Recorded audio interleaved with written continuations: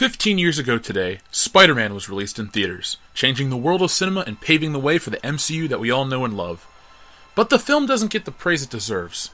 Today, in this audio retrospective, we're going to give a loving look back at Sam Raimi's 2002 classic, Spider-Man.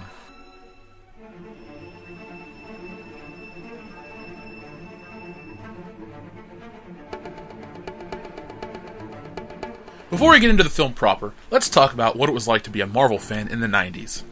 The 90s was the best of times, and it was the worst of times in regard to being a Marvel fan. Back then, the Marvel superheroes were more popular than they'd ever been. Comic sales were huge. Every day of the week featured a different Marvel cartoon. There were video games galore, and the toys. Oh, the toys.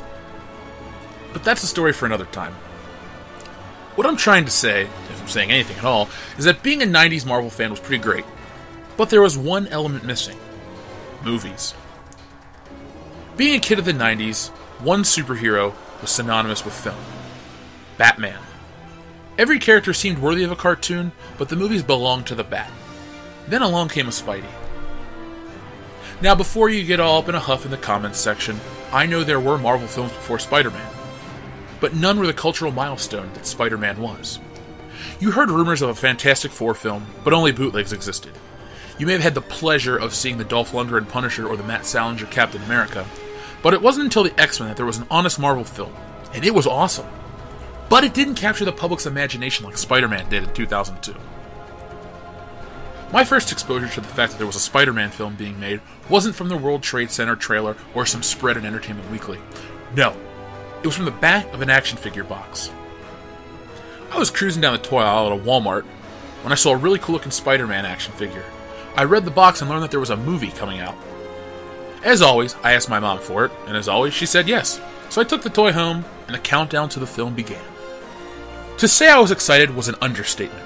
I absorbed every piece of Spider-Man related content I could find back in 2002. There wasn't Netflix or Hulu to stream the cartoons on, and there was no YouTube to watch clips or trailers. You had to get lucky and catch a trailer on TV, or watch Entertainment Tonight's coverage. I remember taping, yes, taping, like on a VHS tape, an E! Entertainment special on the film and watching it religiously. ABC Family used to also show the reruns of the 60s cartoons. I was so caught up in the moment that I taped over a Skinamax tape for Spider-Man. A mistake I regret daily. You'd think with all this hype and excitement that I'd be there on opening day to see Spider-Man. But I wasn't. I wasn't even there for the second day. I had to wait until a Sunday to see Spider-Man. That's torture. If I close my eyes, I can still remember the theater. I can remember where I sat, how I felt when the credits played, where I went to dinner afterwards. I can remember everything about that day. It was the payoff for months of waiting. The thing that I spent countless hours thinking about, drawing pictures of, and fixating on was finally here. And goddamn was it great. I'm not going to tell you the plot of the film because you should just go out and watch it. It's basically just the story of Spider-Man done amazingly well. The characters were perfectly represented, the action was spectacular, the score was incredible. It was the summer blockbuster that we all needed. It is everything a summer blockbuster should be. Crazy, big, fun, touching, with something for everyone in the audience. If you boil it down, it's the most pure blockbuster since Star Wars. It didn't feel like a commercial for toys or Sony products. No, it felt like Spider-Man had come to life and saved us all. Now you're probably asking yourself, how can a fictional character save anyone? Well, let me tell you how. Post 9/11 America was a dark place. It was the first time an outside nation had attacked us in decades. Our personal privacy was being whisked away for the cause of safety, and there seemed to be a sense of something worse coming. But then Spider-Man happened, and we all felt like we were allowed to hope again.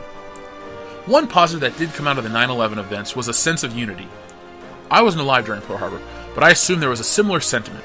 We put all our menial shit aside and realized that there was something bigger that we needed to unite against. It seems hokey today, but the bridge scene when the New Yorkers helped Spider-Man by distracting the Green Goblin was the literal embodiment of how we all felt back then. New York has always been the cultural capital of America, and when it was attacked, it affected everyone in some manner. When that scene took place in the film, a collective sigh of relief was expelled from millions around the country, and we were ready to start living again. I'm not exaggerating either. Spider-Man is the quintessential post-9/11 film, and it was a film that we all needed. Thankfully, the film was a massive success, earning over $800 million worldwide and breaking records for the fastest film to reach $100 million. It was such a big deal that 2002 was the only year that a Star Wars film was released and it wasn't number one. Spider-Man went on to have 2 more sequels, one which would be regarded as the greatest superhero movie of all time, and another that would not. All in all, Spider-Man was a very good film that hit at the perfect time and captured our imaginations at a time when we needed it most. It pays proper respect to the characters in a modern-day setting while staying true to the spirit of the classic Stan Lee and Steve Ditko work. I feel as a superhero film, it deserves respect and should be held in the same regard as many of the MCU films. If you can take a less cynical approach, you'll see that Spider-Man from 2002 is every bit as good as Iron Man, Thor, Captain America, and even the Avengers. If you liked this video, make sure to give it a thumbs up and subscribe to this channel. This July is going to be Spider-Man month, so expect reviews and commentaries on all the previous Spider-Man films, as well as many other surprises. Leave a comment down below giving me your thoughts on Spider-Man, and I'll respond in a later video. Thanks for watching, and I hope you come back for more.